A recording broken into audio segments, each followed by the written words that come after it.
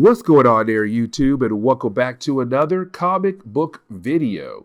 Okay, so we are going to continue our coverage over the Fall of the Mutant storyline, the second crossover ever done by Marvel Comics. Now, we already covered the first 3 chapters of this event, and we are going to cover 3 more chapters in today's video. But before we are able to do that, I want to remind you guys that down below, I'm going to have a link that will lead you over to the playlist of videos that kind of help you get a better understanding of what was happening around this time for the X-Men when it came to the Fall of the Mutant storyline. Now, the first chapter we're going to cover is actually a tie-in. It comes from Daredevil number 252, and this was a double-sized issue, meaning that it had about 40 pages for this one particular tie-in. Now, something else I do want to mention about this tie-in is that it does take place right in the middle of when X-Factor was fighting against Apocalypse and his 4 horsemen. Now, here's the thing, because remember, that battle was pretty huge. It took place all over Manhattan, to the point where Apocalypse aircraft was crashing into buildings left and right. And so it would make sense that Hell's Kitchen would also be affected by that battle. But either way, we do pick up with Matt Murdock, who is currently not a lawyer. And matter of fact, that right there is not really important for this storyline. But he is with Karen Page, his girlfriend around his time in Marvel Comics. But they also run a health clinic together. And you have Foggy helping out, and you also have Black Widow, who's also helping out with this clinic, even though she really does hate the place a lot, but she's only doing this for Matt. And so we do see Matt try to adjust to the idea of no longer being a lawyer, but still try to help out Hell's Kitchen in a different kind of way.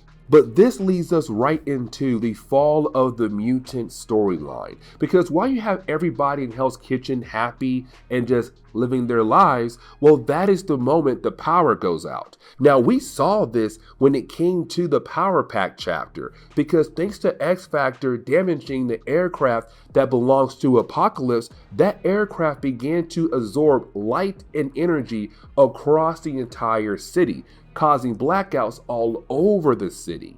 And so for Hell's Kitchen, they're like, okay, we just lost power. But then the power of the Horsemen began to play mind games on the people of Hell's Kitchen as well. Because remember, when it comes to war, he has the ability to clap his hands and cause explosions. And so you have people in Hell's Kitchen believing that bombs were just dropped across the entire city. Nuclear bombs. Now, here's the thing though, because the only reason why they believe that nuclear bombs have been dropped because of powers of pestilence and also famine. People are beginning to get very sick and very weak. And so they believe that it's probably the radiation from the nuclear bombs that are causing folks to get very sick and weak. But in reality, it's the powers of the 3 horsemen.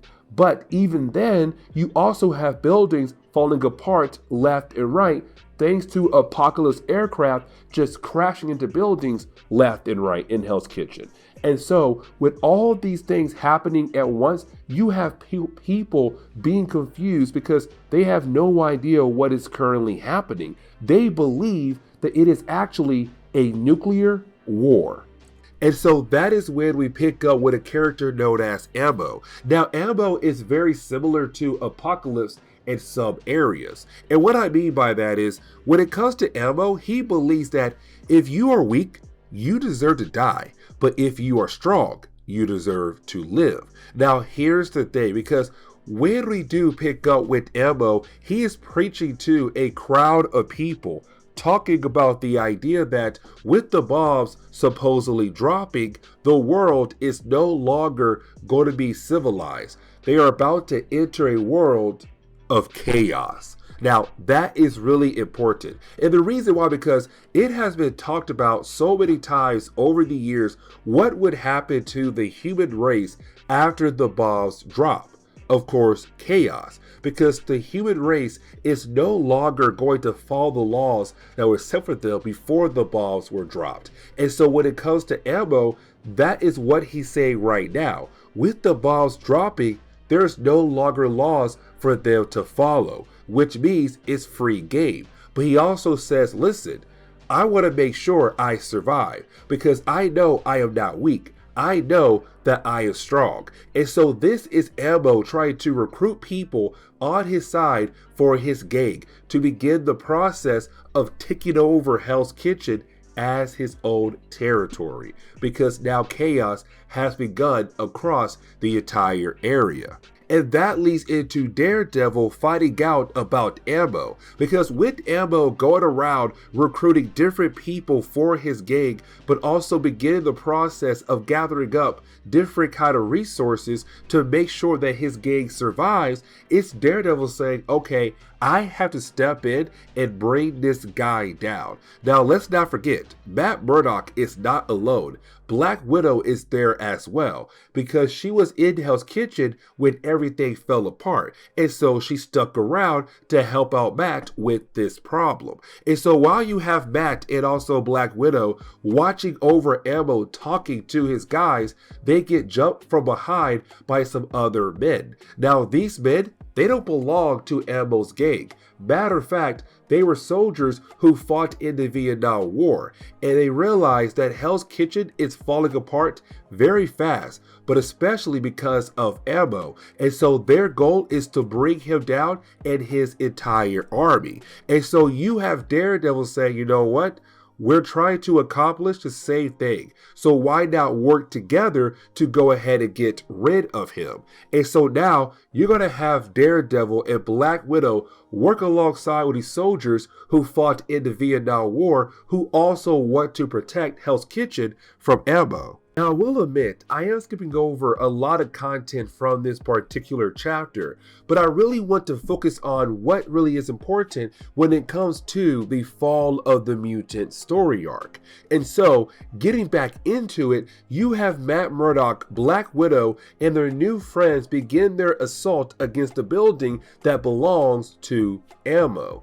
And that leads into a battle between Daredevil and Ammo. Now, this battle gets really bloody, and really because of Daredevil. And what I mean by that is because while you have our heroes taking down the army that Ammo had built up, Ammo comes out guns blazing, killing off innocent children just like that. And so for Matt Murdock, that was a huge problem. And so Homeboy jumps right back up there and says, you and me, one-on-one, let's go right now. And they do fight. And at first, they share blows with one another. But as the fight goes on, you have Matt Murdock being able to beat down on Ammo. And I mean beat down on Ammo, until someone actually stops him. Now, once you have Matt Murdock being able to defeat Ammo, you have the U.S. Army appear. And when they do appear, they inform everybody in Hell's Kitchen what's really going on in Manhattan.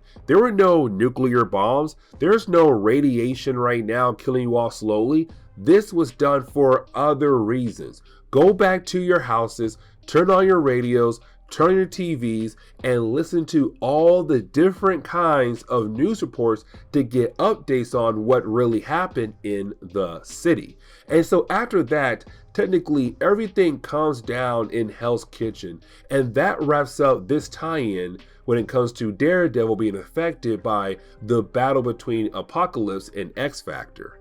And so the next tie-in we are going to cover is Captain America issue number 339. Now remember, we saw in our last video for Fall of the Mutants that when it came to Feynman, one of the four horsemen of Apocalypse was teleported away somewhere else. And we had no idea where she went to. All we were told is that if you want to know what happened to her, go read Captain America issue number 339. And here we are now picking up with her story to figure out where in the world she went to. And we kind of find out that she was teleported over to the Midwest. Now, we're not told actually where in the Midwest, just somewhere in the Midwest. Either way, there is a lot of farm life in the area that she was teleported to. Now, when it comes to Feynman, let's not forget, she has the ability to disintegrate organic matter. And so, when it comes to the cows and also the farmers who are just minding their business, out of nowhere, she begins to attack them. Cows are dying, farmers are dying. Farmland is being killed off right now by Feynman, one of the horsemen of Apocalypse. But for her, this is a great thing because she is bringing destruction to this earth by working for Apocalypse. And this leads us over to Steve Rogers. Now, real quick, because you're going to say, why is Steve Rogers' outfit a tad bit different? Well, let me explain. Because around this time, he was not Captain America. He was better known as the Captain. Now, here's the thing. It all started with the Commission of the Superhuman Activities. They had informed Steve Rogers that he was never discharged from the U.S. Army. And so because of that, he received a huge back pay for all the years that he had disappeared. But the problem was, though, again, he was not discharged from the U.S. Army, which means that he was still part of the armed forces, an active member. And so they said, hey man, you have to follow our orders because you technically work for the government. But he said no. And so he was forced to step down as Captain America and became the Captain. Now, again, that's not really important for the entire storyline of the fall of the mutants. It's something I kind of want you guys to know, just in case you're wondering why in the world Steve Rogers is wearing a black, red, and white outfit for. That's the reason why. Now, around this time, Steve Rogers had his own superhero team. Of course, it was him, Falcon, Demolition Man, and Nomad. Now, I could sit down and talk about every single member of this team, but they're not really important when it comes to the overall story of Fall of the Mutants. But when it comes to Nomad, he's a very interesting character that I do want to talk about one day when it comes time for us to sit down and talk about his character, because his entire history is just crazy and wild. But either way, you have Steve Rogers and his team get word about what Feynman is doing right now to the Midwest farmland. And so you have our heroes head that way over to actually stop her.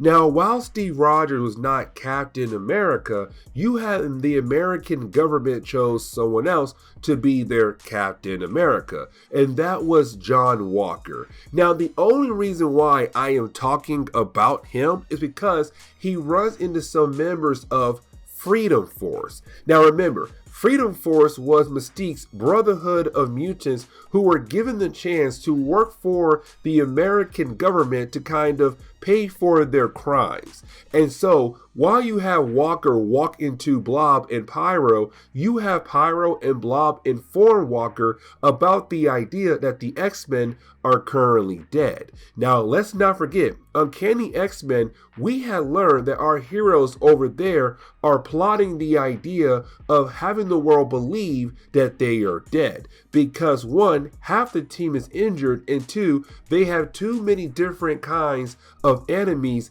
coming after them at the moment. And so they want the entire world to believe that they are dead, even though they are not. And so when it comes to Blob and Pyro, they also believe that the X-Men are currently dead. That is the only reason why I am going to talk about Walker in this video.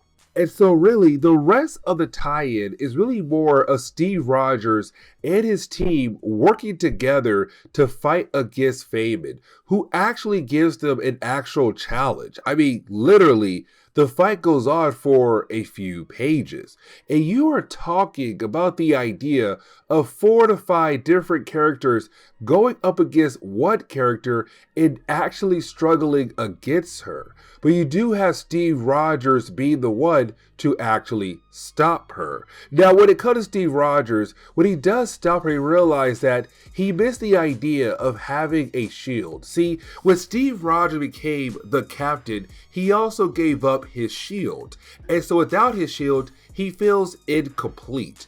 And this is going to lead into the idea of him talking to Tony Stark to have Tony make him a new one so that he'll know what it feels like to be complete again. Either way, you do have Steve Rogers and his team being able to once again defeat Feynman, except right after they are able to stop her, well, Apocalypse teleports her away to somewhere else, and we have no idea where. But again, that is really it for this tie-in. Now, the next chapter we are going to cover is X Factor number 26. Getting back over to the X Factor team. As a matter of fact, it's going to be the last time we are going to see them in this entire crossover. And so when we do pick up with X Factor, let's not forget, at the end of our last video, they had crashed the ship of Apocalypse into the Hudson Bay. And so now you have all these different kinds of police officers surrounding the aircraft, but also surrounding X Factor. And they want X Factor to come in. As a matter of fact, they want X Factor to pay for the crimes that Apocalypse and the Four Horsemen had basically committed. Now, when it comes to our heroes, they say no straight off the bat. Really, it was Archangel who said no straight off the bat, because Homeboy appears out of nowhere and just throw his feather knives right in front of every single police officer, and of course they do freak out, but that gives our heroes, the actual X Factor team, some time to get away. And so now you have our heroes wondering where in the world can they go. Now, with X Factor no longer being around and the aircraft just left behind, you now have some random reporters wanting to go inside the actual aircraft. But they can't get inside because Apocalypse made sure that when it comes to the aircraft, only mutants are allowed to get inside, not humans. And these reporters are humans. And so unfortunately, no one is going to be able to actually explore the aircraft that was now left behind by X Factor. Now, the next few pages, we are actually seeing X Factor trying to help out with all the different kinds of problems that was basically caused because of the battle between X Factor and Apocalypse. So you have buildings on fire. You have people trying to collapse buildings. You have people who are in need of help. And this is X Factor going out of their way to actually help them out.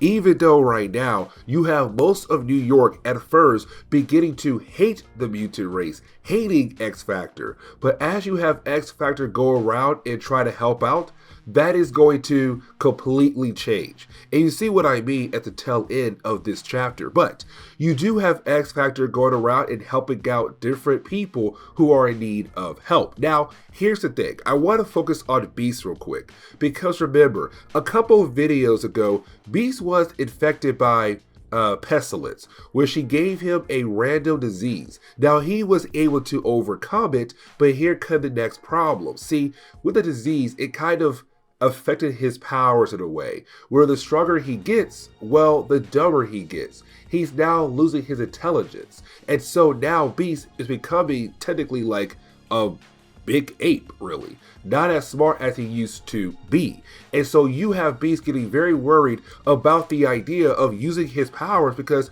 he's afraid to lose his beautiful brain, because he was the smartest person on X Factor. And so now that brain is going away, but he still sees people who are in need of help. And so no matter what, he's going to help those people who need his help.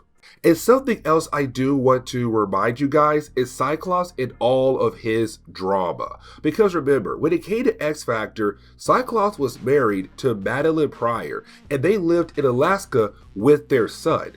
And then out of nowhere, he gets a call that Jean Grey was alive again. He leaves his wife and his son to go form up X Factor, and did not go back until like X Factor issue number, I want to say 13 or 14. And then when he did go back, he found out his wife and son have been killed off. And so in his eyes, in his mind, he's technically single again, but he still loves Madeline. He still loves his son. Well, actually, maybe just his son, because it does lead into a conversation between Jean Grey and Cyclops as they're going around saving all these different kinds of people. And you have Cyclops kind of mention the idea that even though he did care for Madeline, honestly, he didn't love Madeline. And the reason why, because it seems like he only married her because, one, she looked like Jean Grey, and two, because the big hole in his heart with the idea of Jean Grey no longer being around. And that was a huge problem because the woman he loved had supposedly died and he had no choice but to move on. He found Madeline, he got attached to her, but he never truly loved her. But he still feels sad about the idea that she is dead, that his son is possibly dead. Now, here's the thing. This is really going to lead into the idea of Cyclops and Jean Grey getting back together.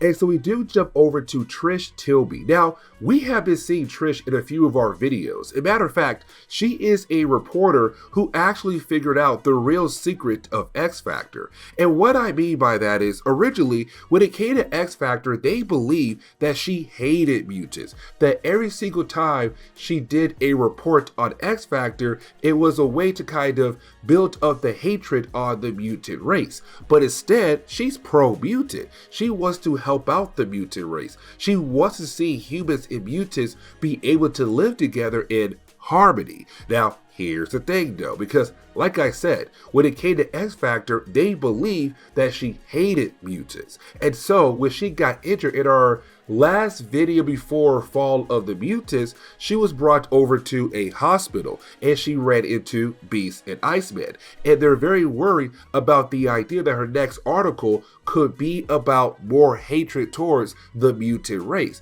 But she says, I never hated you guys.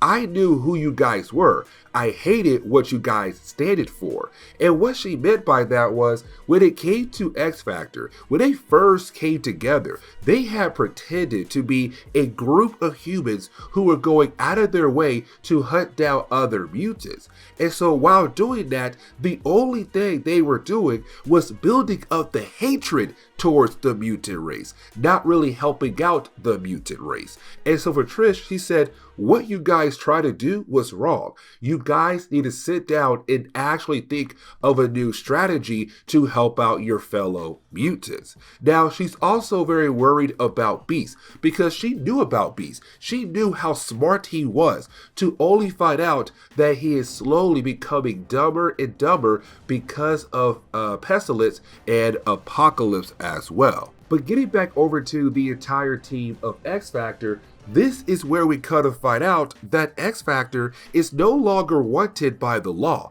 Matter of fact, they're being celebrated across the entire city because word has got it out there that they were the ones who stopped Apocalypse and his 4 horsemen. Word got out there that they were the ones who were going around helping out different people who needed their help.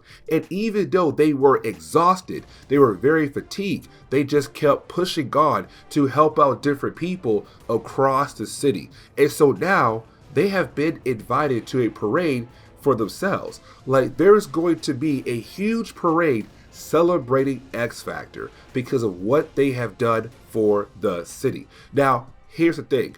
Where can X Factor go to go rest? Because their base had, 1, been taken over by Cameron Hodge, and 2, has been blown up. And so now they have to find a new place to stay. Well, there is the aircraft that was left behind by Apocalypse, and only mutants are able to access the aircraft. And so they said, hey, why not go ahead and use that for our home until we are able to find a home for ourselves down the road? And you have everyone agree and they stay inside. But like I said earlier though, this leads into Jean Grey and Cyclops getting back together. Because of Jean Grey, she's saying, listen, I know you love Madeline Pryor. I know you loved your son. but they are no longer around. That means there's no one right now standing in our way to allow us to get back together.